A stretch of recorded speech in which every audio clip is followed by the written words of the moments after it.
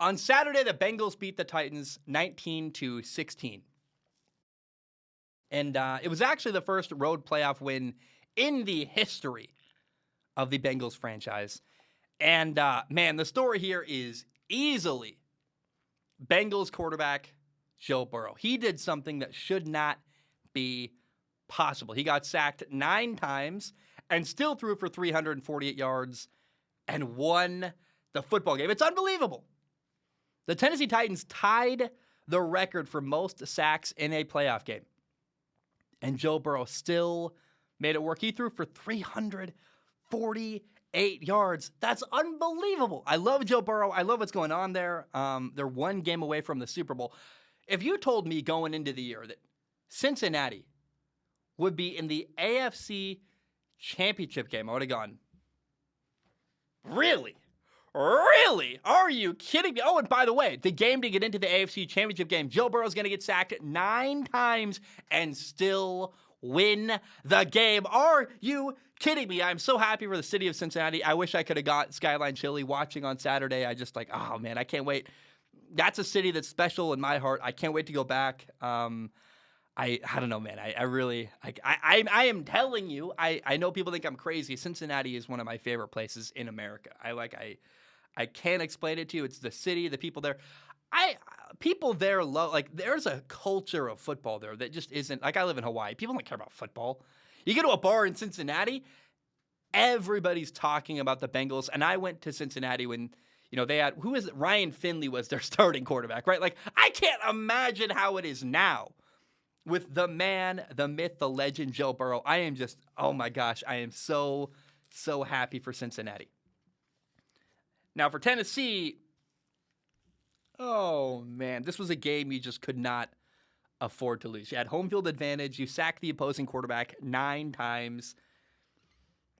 And look, it has become very clear that the limitations of Ryan Tannehill are going to hold this team back. He had 3 interceptions. He also missed, receiver A.J. Brown wide open deep. It would have been a touchdown if he made an accurate throw. Let's be clear. Ryan Tannehill is not an awful quarterback, but he does leave a lot to be desired. And next year, they're also paying him over $38 million. Next year, the cap hit for Ryan Tannehill is $38.6 million. Oh, I mean, look, I am convinced you can win a Super Bowl with a guy like Ryan Tannehill. I mean, we saw Trent Dilfer once win a Super Bowl. Trent Dilfer, Joe Flacco, Nick Foles. If the right guy gets hot, you can make it happen. But the key to winning, and I don't even know that comparing him to Joe Flacco is the right way. Let's compare more to a Trent Dilfer. It's a little worse, but, he's a guy with limitations. He's not the best quarterback in the NFL. Everybody agrees with that. But limited quarterbacks have won Super Bowls. However, I cannot imagine winning a Super Bowl when you're paying Ryan Tannehill a ton of money, right? The key to a guy like that, he's only a good idea if he's cheap and you can build an amazing team around him. The problem is that when you're paying a guy at his level of quarterback that much money, you're not able to build the team around him. You're going to need to win with a guy with his talent and his skill set. Ryan Tannehill will always be overshadowed by guys like Joe Burrow, who we lost to, Josh Allen, Justin Herbert, Patrick Mahomes, these guys who are immensely talented elite quarterbacks, and he's just he's meh. I would take Kirk Cousins in a heartbeat over Ryan Tannehill. Derek Carr over Ryan Tannehill. I mean, Titans fans, you guys were talking so big. Go read my comments on my video at my thoughts before divisional, round or whatever. Titans fans are hey, where's our respect? Don't count us out.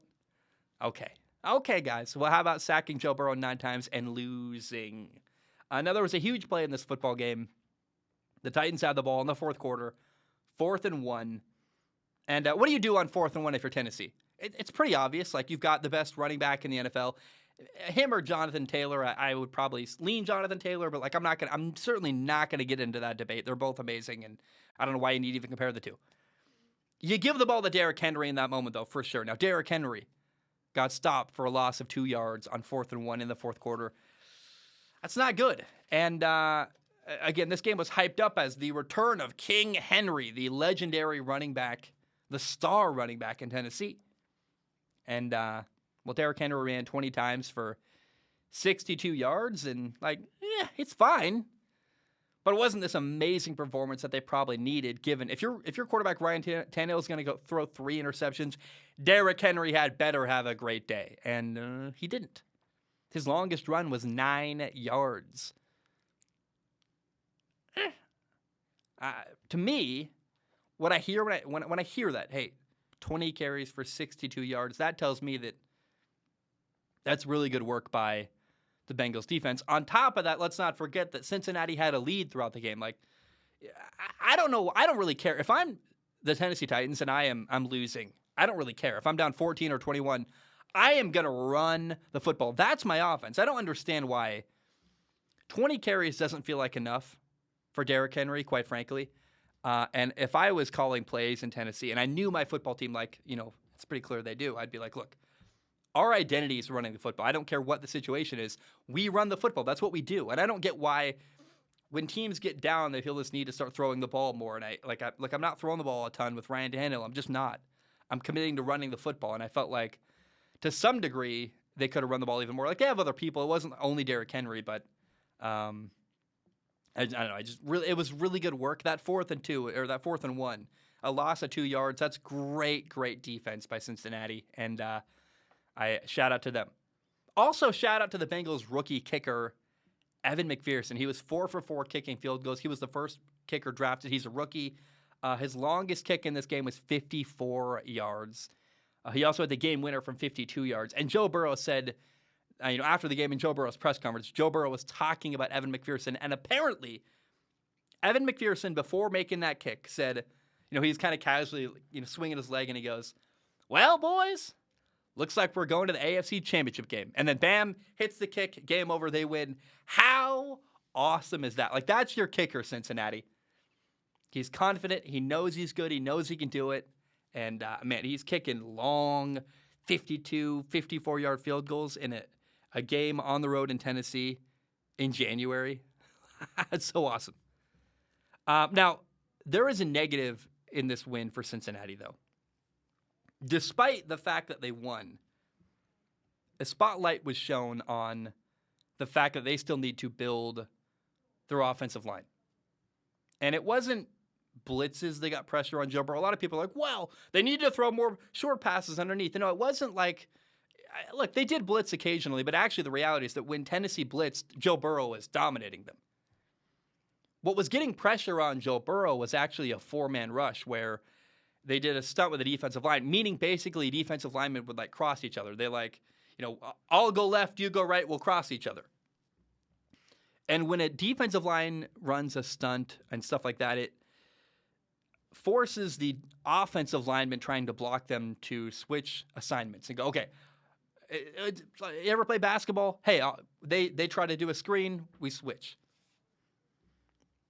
And the reality is that what we saw from Cincinnati's offensive line, them trying to block a 4-man rush from Tennessee, their communication is horrible. It's not good. Yeah, technique is not good. There's all kinds of stuff that needs to be worked on. Their Isaiah, whatever, their right tackle is just getting worked all day.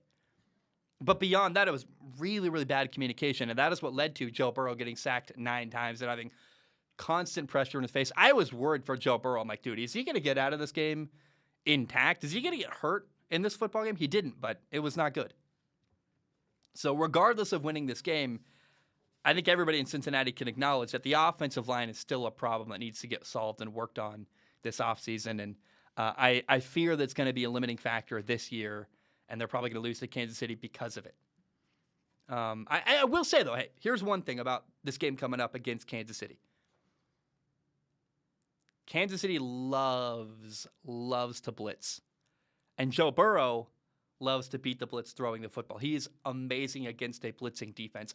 And by the way, Tyrann Mathieu didn't play on Sunday against Buffalo. And hey, Tyler Boyd, T. Higgins, Jamar Chase against a defense without their best safety that loves to blitz. When Joe Burrow says, "Oh, you can blitz me all day. I'll just take what you give me underneath." Joe Burrow is, I think, one of the best quarterbacks I have ever seen at identifying coverages pre-snap. If you're going to blitz him, he's going to go, "All right, I see the blitz coming. and I'm going to get hit. I realize that. But I'm going to hang in the pocket. I'm going to take that hit, and I'm going to make a 5-yard pass and throw it for a first down. I've got no problem. He's a very, very intelligent, heady quarterback, and he knows exactly what he's doing in the football every single play. So do not count out Cincinnati entirely in this game. I mean, like, it's actually a weirdly favorable matchup for Joe Burrow and the Bengals offense. In fact, if anything, the concern should be the Bengals defense, because Patrick Mahomes is just, I don't know how you stop the guy. I will say shout out to Titans receiver A.J. Brown. I want to make sure he gets his due. The dude he played his tail off. He had 5 catches, 142 yards. He had this crazy one-handed catch in the end zone that you're just like, did he catch? That was one-handed. Are you kidding me? It was unbelievable. And I thought he could have had a second one that Ryan Tannehill missed him deep. He was wide open. Tannehill missed the throw. But it was a bad loss by Tennessee. Like, again, their fan base was talking, don't overlook us. Well, look, Tennessee had the ball, 2 minutes left, tie game, and Ryan Tannehill threw an interception. And they sacked Joe Burrow 9 times, and they lost. 4th and 1, fourth quarter. Derrick Henry stuffed for -2 yards. I don't know, man. Also, the final thing I have to say about this football game, Joe Burrow got picked off, and in my opinion, that should not have been ruled an interception. Go watch the replay. They said it was too close to call. It's inconclusive. Well, the play ruling on the field stands, but go watch the replay of Joe Burrow's interception. The ball is dragging on the ground. I don't know how that's. I thought you couldn't use the ground to catch the ball, but apparently nobody wanted to overturn that. So I don't know. I thought that Joe Burrow got an interception he shouldn't have. Although, in fairness, Tennessee should have had 10 sacks. Tennessee had a sack on Joe Burrow that they ended up calling delay a game. I'm like, all right. And hey, shout out to Titans fans. Titans fans were very, very loud in this football game. I guess I have one more thing to say. It's that I love that the NFL is a sport where you can go from the very worst in the league. Remember, 2 years ago, the Bengals had the number 1 overall pick. They were horrible. 2 years later, end of the second year removed from that. So not even a year and then another year, and here we are. The Bengals are a game away from a championship game, the Super Bowl. They're 1 game away from the Super Bowl. How many other sports are like that, where you can go from the worst to one of the best in 2 years? Certainly not in the other sports I follow. I love Formula One.